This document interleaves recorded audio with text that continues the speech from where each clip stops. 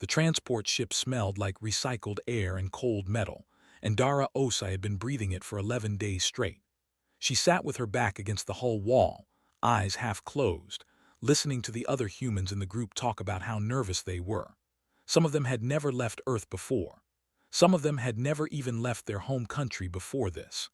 They kept looking out the small porthole windows at the planet growing larger below them, whispering to each other, grabbing each other's arms. Dara had her arms crossed and her eyes on the floor. She was not afraid, she was tired. The diplomatic arrangement had been explained to all of them in a briefing room 3 weeks ago. The Vrakai Empire had extended what they called an invitation. The human government called it a goodwill exchange. What it actually meant was that a small group of humans would go and serve at the Imperial Palace on Dran Prime for one full cycle, roughly 14 months, as a gesture of peace. Skilled workers, the agreement said, people who could contribute. Dara was a medic. She had worked field trauma for 6 years and clinic rotation for 4 before that. She had been chosen because of her record, her language scores, and because she had apparently ranked high on something called composure under alien environmental stress. She did not know what that meant exactly. She assumed it meant she did not scream easily. Ren, sitting beside her, was chewing the end of a ration wrapper and looking very much like someone who might scream. "You ever seen a Vrakai up close?" Ren asked. "No," Dara said. "They're big, like genuinely big. I saw footage. The smallest adult one in that footage was taller than a cargo loader." "I know. And the teeth." "Ren." "Right, sorry, I'm fine." He crumpled the wrapper. "I'm completely fine." Dran Prime filled the window entirely now. It was dark at the surface, deep greens and blacks, no blue water visible, lit here and there by what looked like enormous fires burning in open formations. The palace city sat at the center of the largest landmass, and even from orbit it looked like something built to remind visitors that they were small. The landing process took another hour. When the doors opened, the air hit Dara first, thick, warm, carrying a smell she had no name for, something between stone and smoke and something older than either. The sky above was not quite blue and not quite gray. The light came from 2 sources, one brighter than the other. A line of Vrakai guards stood waiting. The first time Dara actually looked at one, she understood what Ren had meant. They were tall in a way that felt architectural, not just large bodies but large everything, their scaled plating layered like armor that had grown there naturally, eyes with a light behind them that was not warm. They did not move when the humans came down the ramp. They did not need to.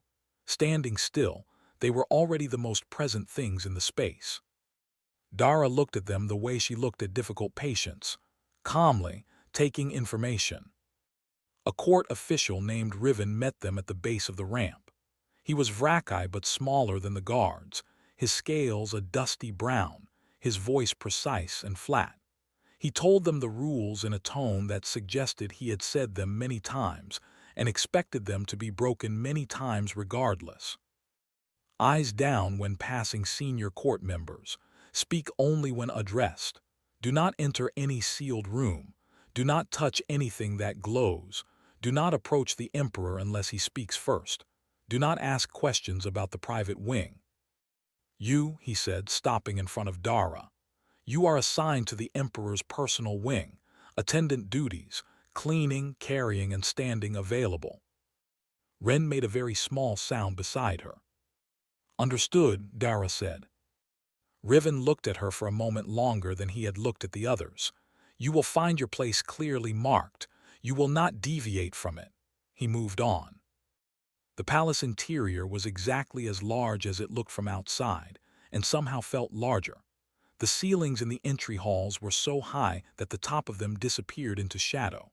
The floors were dark stone that reflected the firelight from wall sconces burning in colors Dara did not have words for yet.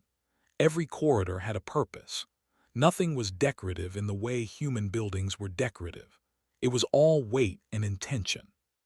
She found her station in the personal wing, a small side room off a long corridor, with a sleeping mat, a utility shelf, and a window that looked into an interior courtyard where nothing grew. Down the corridor was a set of large double doors, dark metal, sealed shut. No handle visible from the outside. No markings she could read. She set her bag down and stood in the doorway of her small room and looked at those doors. As she stood there, a sound came from behind them. It was faint. She might have missed it if she had been moving.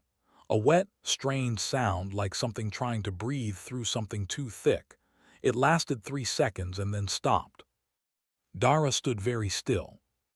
Then she went back into her room, sat down on the mat, and stared at the ceiling for a long time.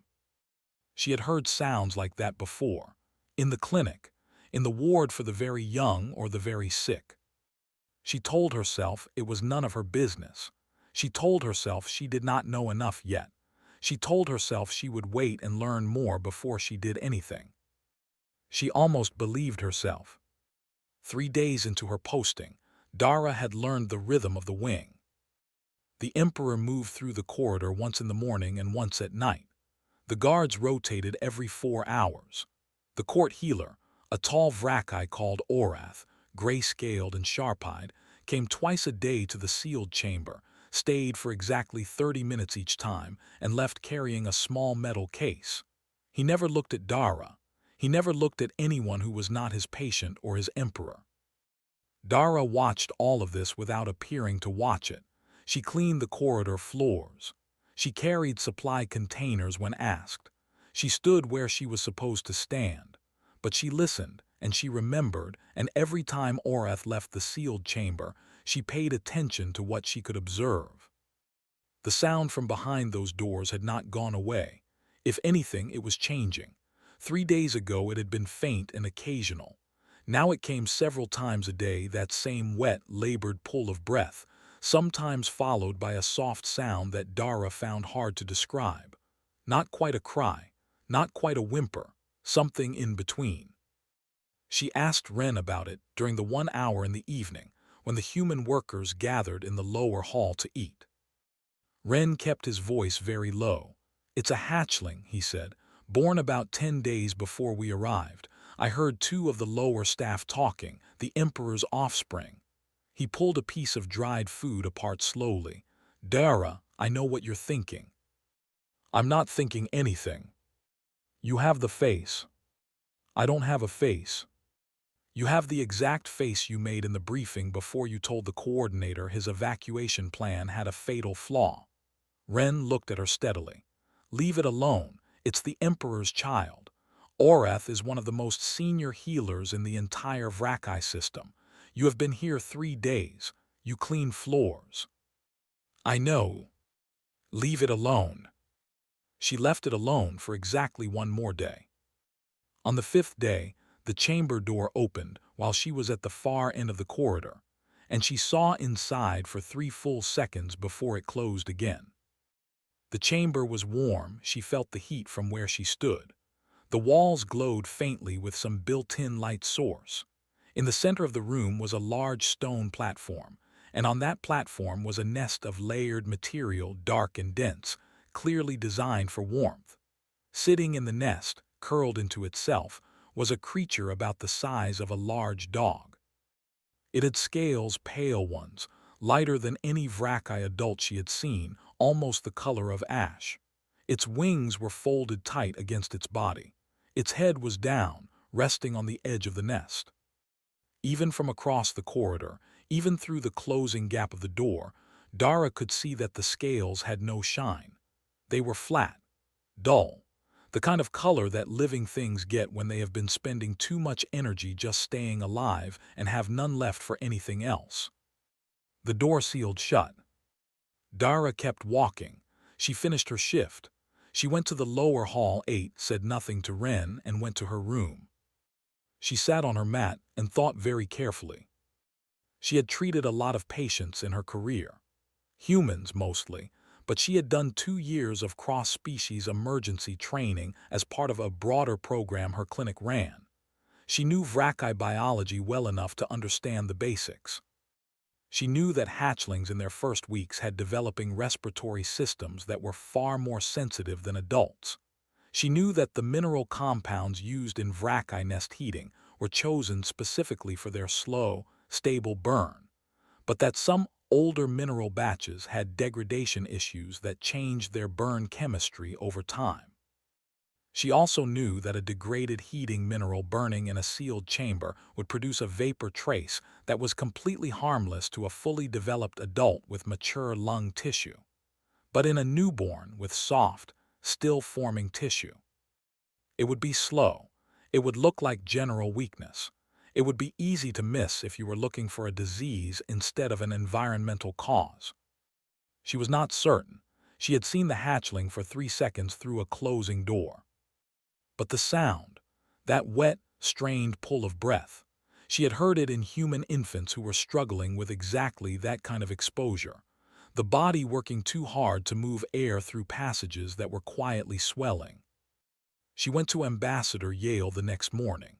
He had an office in the diplomatic wing, small and tidy, with a potted earth plant that was doing badly in the drawn atmosphere. She explained what she had observed. She kept it brief and factual. Yale listened with the expression of someone who was already composing his refusal before she finished speaking.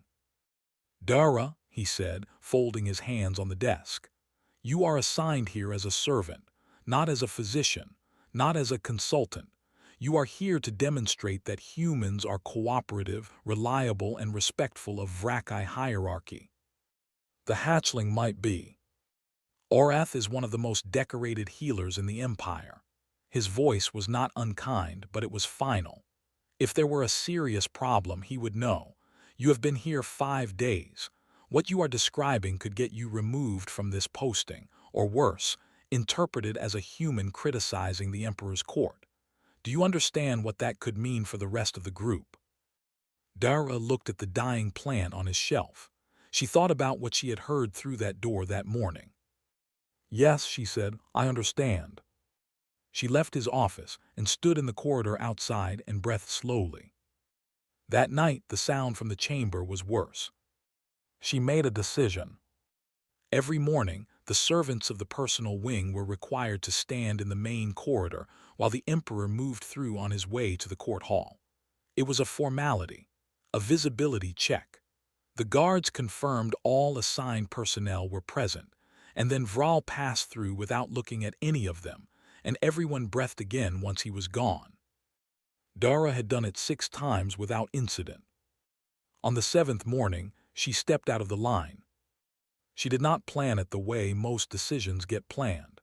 She did not rehearse a speech or write anything down. She stepped forward because the sound from the chamber had been continuous through the night.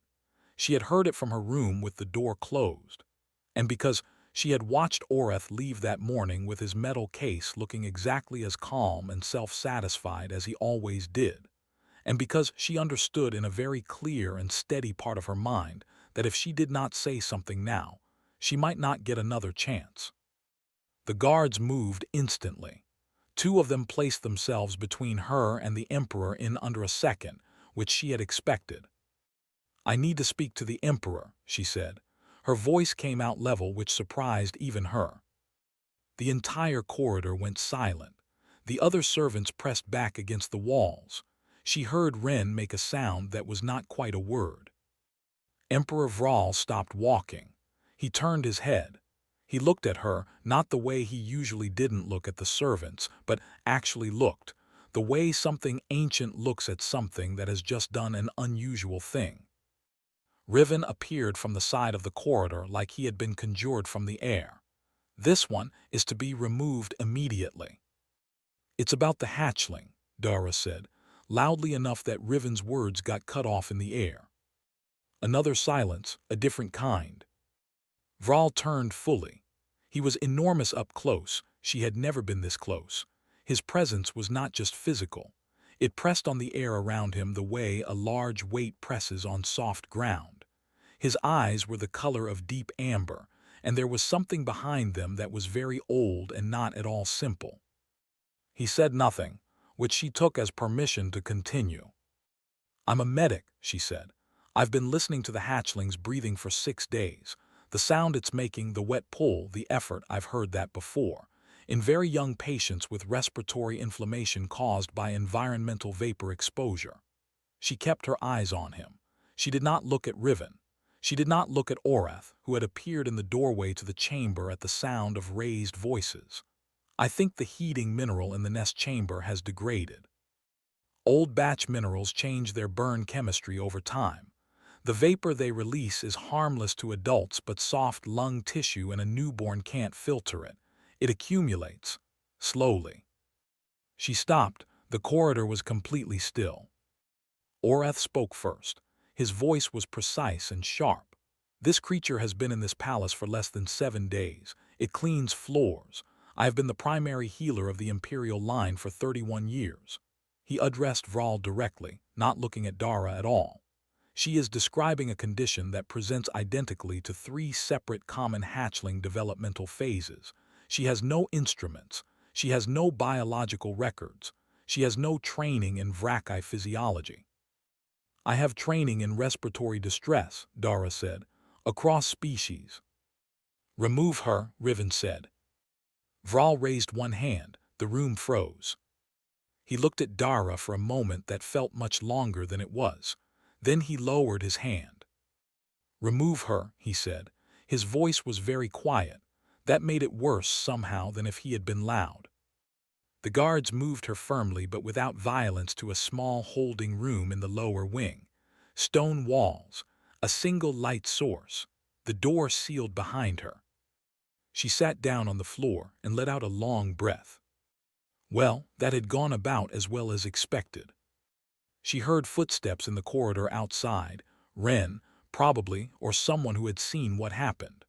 The footsteps stopped outside the door and then moved away again without speaking. She was not afraid for herself exactly. She was afraid she had used the one chance she had and it had not been enough. She had said everything she knew how to say clearly. She had not panicked. She had not been rude. She had given the information she had. But she had forgotten one thing. As the guards had been walking her away, when she was already past the point of formal address, she had called back over her shoulder without thinking too much about it. "Check the heating mineral. The edges of the flame, if it's degraded, it burns blue at the edge. It shouldn't be blue." She didn't know if he had heard her. She didn't know if it mattered. She sat in the holding room and looked at the wall and waited. Outside, somewhere deep in the palace, a small creature was breathing too hard. Andara Osai, medic, floor cleaner, and apparently very bad at staying in her lane, could do nothing about it except hope that an ancient emperor with more pride than she had years of life might find it in himself to check something that one of his servants had noticed. She pulled her knees up to her chest. She waited. Vral did not check the mineral immediately. He spent 20 minutes in the court hall dealing with the morning's administrative matters, border reports, supply ledgers, a territorial dispute from the outer provinces that required his formal seal. He did all of this in the correct order. He was not a ruler who let small disruptions alter his schedule. That was not how he had held power for as long as he had. But the words sat at the back of his mind the entire time. Blue at the edge. He had looked at that heating mineral every day since Soli was born. He had watched it burn with the slow, steady heat it was supposed to produce. He had watched Orath tend to the hatchling with instruments that cost more than most small ships, using knowledge built over 3 decades. He had also watched Soli's brightness fade, day by day, like a fire running low on fuel. When the morning session was finished, he dismissed everyone. He walked to the chamber alone. He did not bring Orath. Inside, Soli was lying in the nest with its wings folded in tight, which was not how young hatchlings typically rested. They usually stretched, sprawled, took up space.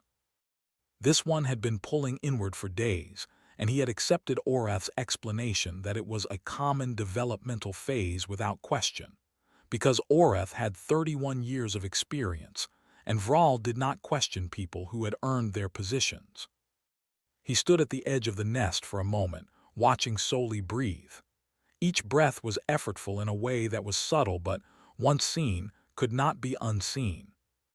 He turned to the heating mineral in its stone housing on the far wall. It burned with a soft, steady orange glow. At the edges, where the flame met the mineral surface, there was a thin ring of color, very faint. He had not paid attention to it before because it had not been something he was looking for. It was blue. Not much, not dramatically, just a faint rim of blue at the outer edge of the burn where the mineral compound met the air. Vral stood very still. He reached out and removed the mineral from its housing with his bare hand. His natural plating was immune to the heat and held it up to the chamber light. Up close, the degradation was visible in the mineral itself. A crystalline structure that should have been uniform had fractured at the surface layer, changing the way it burned. The chemistry of the vapor it released would have shifted. By how much he could not say. He was not a healer. But a hatchling's lung tissue, young and soft and still forming. He set the mineral down outside the chamber. He stood in the doorway and looked at Soli. Then he sent a guard to the lower wing. Dara had been in the holding room for approximately 2 hours when the door opened. The guard who stood there did not explain anything. He said 2 words, "Come now." She followed him through the palace at a pace that suggested urgency without running. They went up 2 levels, past the court hall, back to the personal wing. Not to the corridor, not to the public space, to the chamber door itself. It was open. Vral stood inside, beside the nest. He looked at her with the same expression he had used in the corridor, that look that was measuring something, calculating weight and value. Soli made a sound from the nest, low, struggling. "Can you help it?" Vral said. Not a question exactly, more like a statement that had a question folded inside it. Dara stepped into the chamber. The heat hit her warmer than the corridor by a significant amount. She went to the nest and looked at Soli directly for the first time. Up close, the hatchling was more fragile than she had expected. The pale scales were dry at the edges. The eyes, half open, had a glassy quality. The breathing was shallow and fast, the body compensating by increasing rate because each individual breath was not moving enough air. She looked at the empty housing on the wall where the mineral had been. Then she looked at the floor beside the door, where a mineral sat that clearly had been removed recently. She looked at Vral. "You checked it," she said. He did not answer that. "Can you help it?" She looked back at Soli. She ran through what she had, what she knew, what she needed.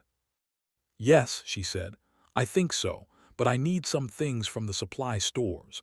And I need my colleague Ren. He's assisted me before and I work faster with a second set of hands." She met Vral's eyes. "And I need you to trust me for about 2 hours." She realized, asking an ancient emperor who had just had her locked in a holding room to trust her. The silence lasted long enough that she began to run calculations about what she would do if he said no. Then he moved his head just once, just slightly. A nod that was smaller than she had expected and somehow more significant than if it had been large. 2 hours, he said. Dara turned and started moving before he could change his mind. In her head, she was already building the list of what she needed. Saline compound, a clean diffusing container, neutral heat source, something flexible enough to create a partial enclosure around the nest. Nothing fancy. Nothing that required specialized VRACI medical equipment she didn't know how to use. Just the basics. The things that worked because they understood the body's problem and addressed it directly. She had done this before, in worse conditions with less. She went to get Ren. Ren had not been told much. A guard had knocked on his quarters door, said, "You are needed," and walked him through the palace fast enough that he was slightly out of breath when he arrived at the chamber entrance and found Dara already inside moving things around. "What is happening?" he said quietly at the door. "Close the door behind you and come here," Dara said. in the same tone she used during real emergencies, which was exactly the same tone she used for everything else. Ren stepped inside. He saw the hatchling in the nest. He saw the Emperor standing against the far wall with his arms at his sides. He looked at Dara. "Oh," he said. "The mineral housing goes here," Dara said, pointing to a spot she had cleared on the side wall. "Far from the nest. I need to run a low-temperature neutral heat from this supply stone instead. I checked. It's a clean compound, won't produce any vapor at all. The air in here needs to cycle. Open the ceiling vent. There should be a manual lever behind that panel." Ren found the panel. He found the lever. He pulled it and a vent above them shifted open, and cleaner air started moving through the space very slowly. "Good," Dara said. She had already set up a small container on the floor near the nest, a metal vessel she had gotten from the supply room down the hall that she had repurposed into a diffuser. She added water from a clean supply flask, then a measured amount of a saline compound she had brought from her own medic kit. One of 3 things she had kept on her person since arriving, because she was a medic and she kept her kit on her person. That was just what she did. She lit a small, low flame under the container, using a fire stone from the chamber supplies. "What does that do?" Ren asked, positioning himself beside her. "Creates warm moisture. Clean. Nothing in it except salt and water. The passages in the lungs that have been irritated by the vapor need moisture and clean, warm air to start recovering. It won't fix it instantly. This will take time, but it will stop the damage from progressing and give the tissue a chance to respond." "Is this a human medicine thing?" "It's a basic respiratory care thing. Steam, salt water, older than every piece of medical technology either of us has ever used." Ren looked at the hatchling. Soli had lifted its head slightly at the sound of movement in the chamber, watching them with half-open eyes. "It's very small," he said softly. "I know." She positioned the diffuser carefully, close enough to add moisture to the immediate air, not so close that the heat would be direct. She set up a lightweight fabric panel she had pulled from a storage shelf, hanging it loosely on one side of the nest to create a partial enclosure, encouraging the moist air to stay concentrated near the hatchling rather than dispersing into the full chamber volume. It was not elegant. It was not impressive looking. It was exactly the kind of setup that looked improvised because it was improvised, built from available materials and working knowledge rather than specialized tools. Dara sat down on the floor beside the nest and watched Soli breathe. For the first 15 minutes, nothing changed. The breathing stayed shallow and fast. Ren crouched beside her and said nothing, which she appreciated. He had worked with her long enough to know when she needed the space to observe. At 20 minutes, Soli moved. It shifted its position in the nest, uncurling slightly. It put its head down on the edge of the nest material, the way young things put their heads down when they are a little more comfortable than they were before. Dara adjusted the diffuser angle by a small amount. She checked the temperature of the neutral heat source with her hand, warm, not hot. At 40 minutes, the breathing changed. Still not normal, but the speed slowed. The effort visible in the small muscles of the neck and chest became slightly less. Then at just past the 1-hour mark, Soli made a sound. Not the strained, wet sound from before, something different, softer, almost questioning. Ren made a quiet exhale beside her. She heard it. "That's better," Dara said, mostly to herself. And then Soli did something she had not expected. It lifted its head all the way up, turned it toward her and looked at her directly. Both eyes open, focused. Pale amber, lighter than the Emperor's, catching the glow of the diffuser flame. It held her gaze for a long moment. Then it made the soft sound again, and bumped its nose very gently against her arm. Dara went very still.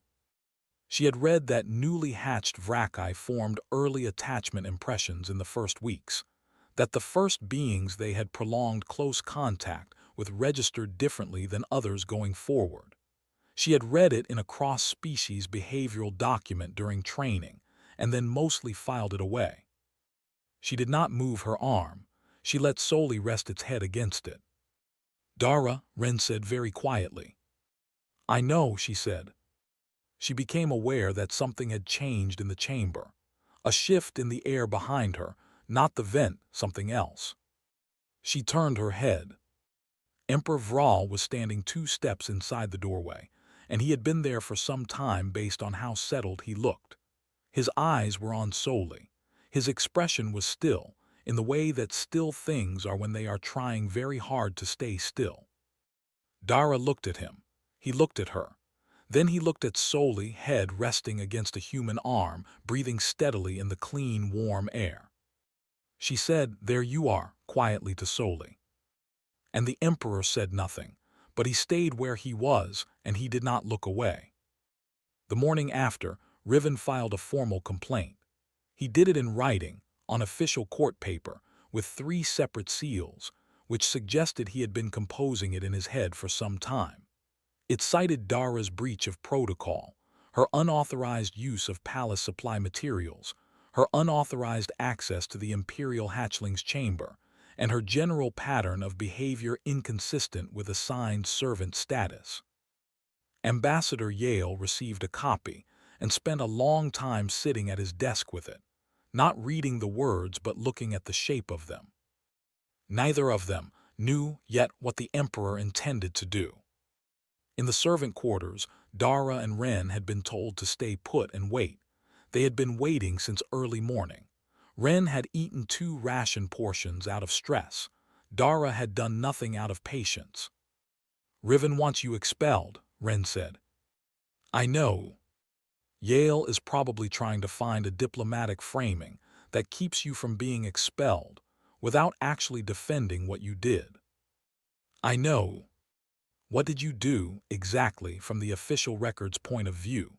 You broke protocol twice, entered a sealed chamber, used supplies without authorization, and performed an unauthorized medical procedure on the Imperial heir." "Yes. And from the real point of view." Dara looked at the wall. "I kept a baby alive." Ren nodded slowly. "Yeah," he paused. "Do you think he—" The door opened. A guard stood in the frame. "You are summoned to the full court." Full court meant everyone. It meant formal proceeding. It meant whatever happened next was going to be on record. Ren walked beside her through the corridors and did not say anything else, which was the right call. The court hall was full. Senior officials in their formal positions, lower staff arranged at the edges, guards at every doorway. Riven stood at the left side of the chamber with an expression like someone who had already won. Orath was present as well, face composed, giving nothing away. Yale was near the human delegation section, pale, hands folded. Then the doors at the far end opened, and Emperor Vral walked in. He was carrying Soli.